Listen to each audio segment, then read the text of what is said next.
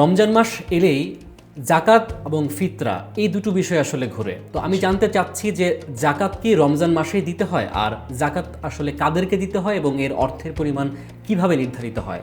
জাকাতের যে প্রশ্নটি আপনি করেছেন, জাকাত হচ্ছে ইসলামের মৌলিক একটি বিধান।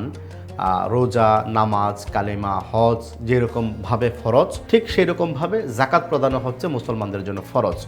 সবার জন্য জাকাত দেওয়া ফরজ না, শুধুমাত্র অর্থবিত্তশালী মানুষদের উপরে জাকাত ফরজ হয়ে থাকে।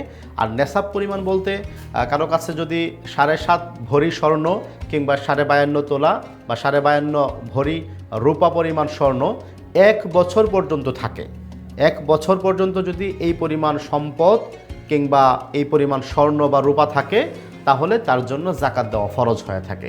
আর ফিতরার কথা যেটা বললেন, জাকাত প্রদান করা হচ্ছে ফরজ, ফিতরা প্রদান করা হচ্ছে ওয়াজিব।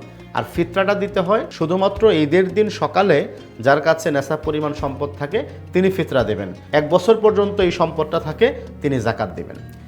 জাকাত সম্পর্কে আমার আরেকটি জিজ্ঞাসা, যে এই যে টাকাটা, এটা কি আমি আমার আত্মীয় স্বজনকে দিতে পারবো কিনা, বা নির্দিষ্ট কোনো শ্রেণীকেই দিতে হবে কিনা? জাকাতটা অবশ্য নির্দিষ্ট শ্রেণীকে দিতে হবে। কোরআন এবং হাদিসের বর্ণনা অনুযায়ী 8 শ্রেণী মানুষের মাঝে জাকাতের টাকা বন্টন করা যায়। এর মধ্যে অন্যতম হচ্ছে অসহায়, গরিব, মিসকিন, তাদেরকে।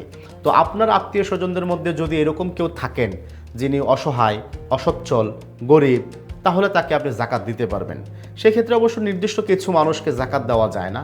যেমন কোনো স্ত্রী তার স্বামীকে জাকাত দিতে পারবে, কিন্তু স্বামী স্ত্রীকে জাকাত দিতে পারবে না। কারণ একজন স্বামীর দায়িত্ব হচ্ছে তার স্ত্রী বা তার সন্তানদের ভরণ পোষণের দায়িত্ব নেওয়া। তো স্ত্রী যেহেতু স্বামীর অধীনে থাকেন, এই জন্য স্বামীর সম্পদ থেকে স্ত্রী গরিব হলেও, অসহায় হলেও তাকে জাকাত দিতে পারবে না। কিন্তু স্বামী যদি অসহায়, গরিব হয়, তাহলে চাইলে স্ত্রী তার সম্পদ থেকে স্বামীকে জাকাত দিতে পারবে। অনেক চমৎকার একটি বিষয় জানলাম, ধন্যবাদ আপনাকে। জি, আপনাকেও ধন্যবাদ।